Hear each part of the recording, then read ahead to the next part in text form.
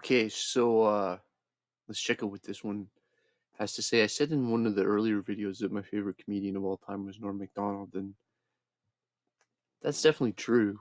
I don't know how to rank Jim Carrey as a comedian, right? Because like if you look back at his stand-up was incredible, incredible, hilarious. I don't know how well it ages. I don't know if you watched it now if you would think that, but like his body, all he's maybe the best physical comic I've ever seen.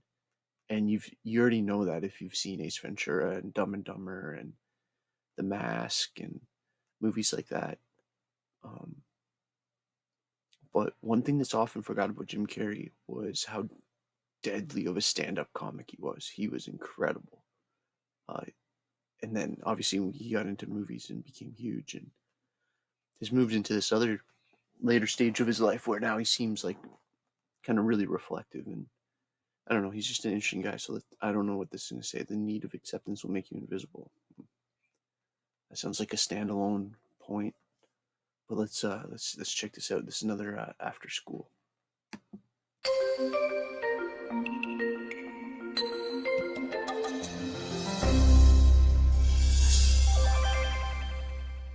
I'm here to plant a seed today, a seed that will inspire you to move forward in life with enthusiastic hearts and a clear sense of wholeness. That's not Now, bad. fear is going to be a player in your life, but you get to decide how much. You can spend your whole life imagining ghosts, worrying about the pathway to the future, but all there will ever be is what's happening here and the decisions we make in this moment, which are based in either love or fear. So many Hmm. of us choose our path out of fear disguised as practicality. Yep. What we really want seems impossibly out of reach and ridiculous to expect, so we never dare to ask the universe for it. I'm saying I'm the proof that you can ask the universe for it. Not the least of which was that you can fail at what you don't want. So you might as well take a chance on doing what you love. How will you serve the world? You might fail doing even what you don't want to do. So why not try doing what you do want to do? Hey man, even making something like this Google Classroom or this like YouTube channel, you have to risk the fact that that a lot of people aren't going to care. But if I aim my videos at the people that don't care, then what the hell am I doing any of this for? What's the point of any of this? It's like no, no, no, no. Aim your videos at the people that will love you because they know you. I don't know. That's I'm aiming this at. Well, I'm inviting you to this channel because you've been an important person in my life, and I'm making videos that I find meaningful. End story. It doesn't matter what happens after that, right? That need for acceptance. Acceptance by who? Maybe acceptance by who is a good question, right? It's like to me, at this stage in my life, I would rather have an inner circle of 30 committed students than 10,000 YouTube followers that click like on every 17th video I make. Like who that'll never know. It's like no, no, no. I want Kitchener based and we can extend out after that, but this is an academy. This isn't a bunch of followers or fans. Right? I picked the name on purpose. Anyways, I'll go on a long rant about why I picked that name and attributing it to the original academy and Plato and all that stuff at some point, but so there's like that in my head, this big reason why. And then the other thing is just I'm having fun. It's just like I think it's a cool name. I think it'd be cool on a mug. And yes, I might make Digital Academy mugs in the future, but it'd be free for Academy members. All right, for Google Classroom members. All right. Anyways, whatever. Like it's just me having random thoughts. I don't need to make any money off this, but it'd be cool to have maybe free merch. Yeah, maybe just we're Canadians. Maybe a toque. Maybe we'll have a winter hat and a coffee mug. That'd be cool. But whatever, man. Well, that's goals for later. dreams for later, fun ideas, right? Because the idea of this whole idea of this channel is that it's not any specific thing or any specific thought or any specific idea that will make you healthier and will help you heal. It is creativity and curiosity and fascination that puts your brain in a healing frequency. What do they need that your talent can provide? That's all you have to figure out. What can your talent provide? As someone who's done what you're about to go and do, I can tell you from experience, the effect you have on others is the most valuable currency there is. Everything you gain in life will rot and fall apart, and all that will be left of you is what was in your heart. That peace that we're after lies somewhere beyond personality, beyond the perception of others, beyond invention and disguise, even beyond effort itself. You can join the game, fight the wars, play with form all you want, but to find real peace, you have to let the armor go. Yeah. Wow. Your need for acceptance can make you invisible in this world. Don't let anything stand in the way of the light that shines through this form. Risk being seen in all of your glory. Because ultimately, we're not the avatars we create. You're not an pictures avatar. on the film stock. We are the light that shines through. All else is just smoke and mirrors, distracting, but not truly compelling. I've often said that I wished people could realize all their dreams and wealth and fame, and so that they could see that it's not where you're going to find your sense of completion. Like many of you, I was concerned about going out into the world and doing something bigger than myself, until someone smarter than myself made me realize that there is nothing bigger than myself. As that shift happens in you, you won't be... Well, why that's interesting, right, is if you look at Jim Carrey, he looks like the most confident, socially capable person almost ever, right? Like the guy walks into the room and commands the room. He's hilarious. He's well-spoken. He's articulate.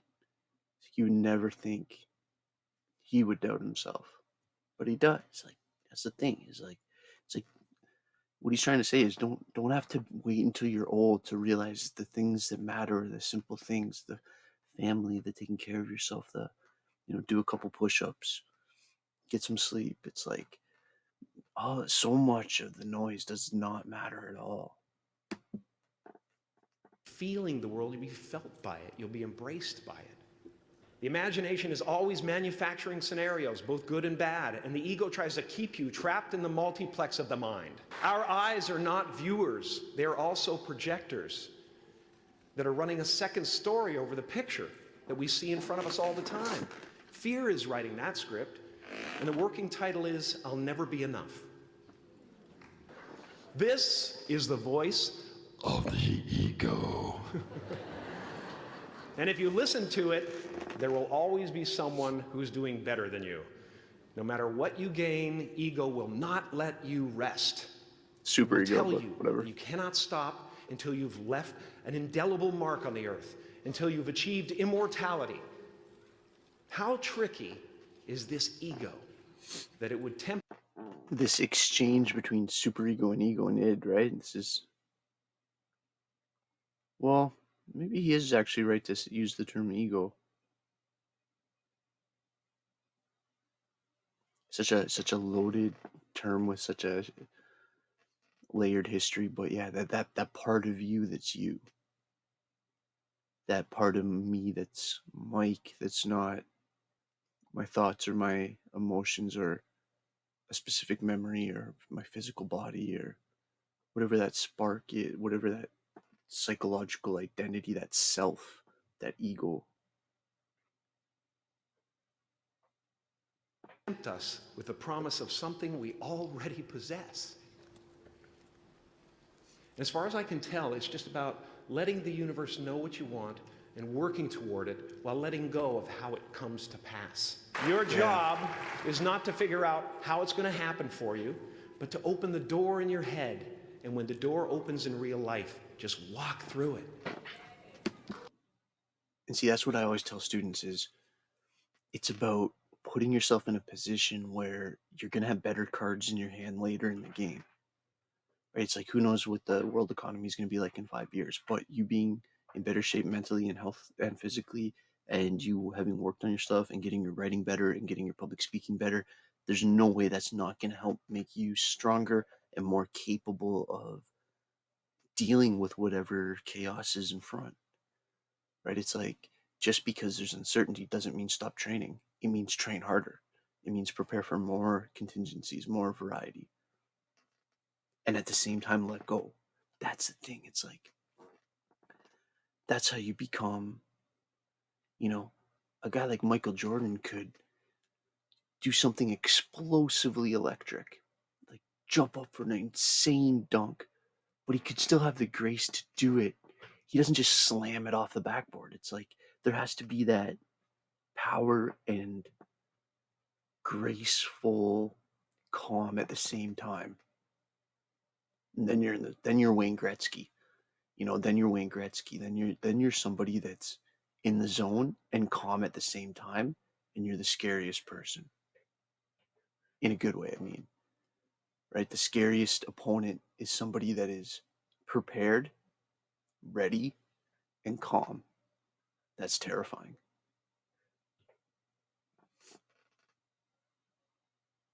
Now, I'm using I obviously switched to like a kind of military example, but think about it if you're going into like a job interview. It's like being confident and being sure of who you are, but at the same time being humbled and being calm puts you in a position to actually hear what they're saying, to actually answer the questions that are being asked, to get yourself out of the way and focus on the conversation, and then you actually present yourself better.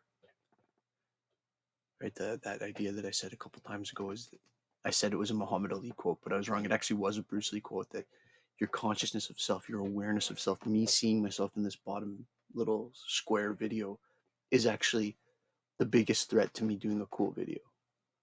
Right? That consciousness of self is actually a hindrance to physical performance or execute. His thing is consciousness of self is the biggest hindrance to physical movements, executing physical movements. Right? So like if you're in a fight and you're thinking about a million things, that thinking about a million things is actually interfering with your way of responding in the moment. Remember, I used the baseball analogy of you can't hit and think about hitting at the same time.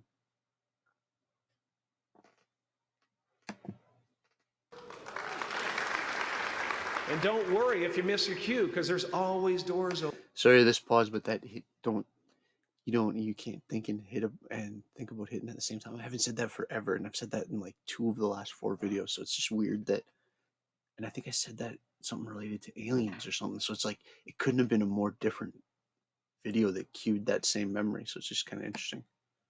Opening. They keep opening.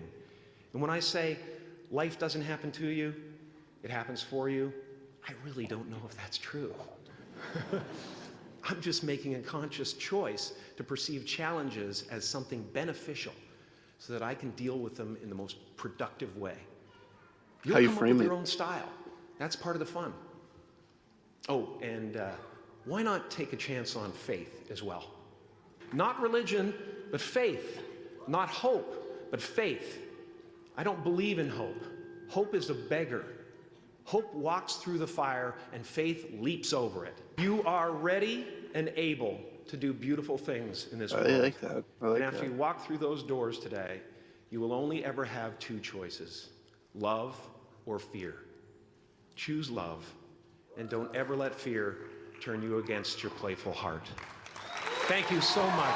Daegu Udao. I'm so honored. Thank you.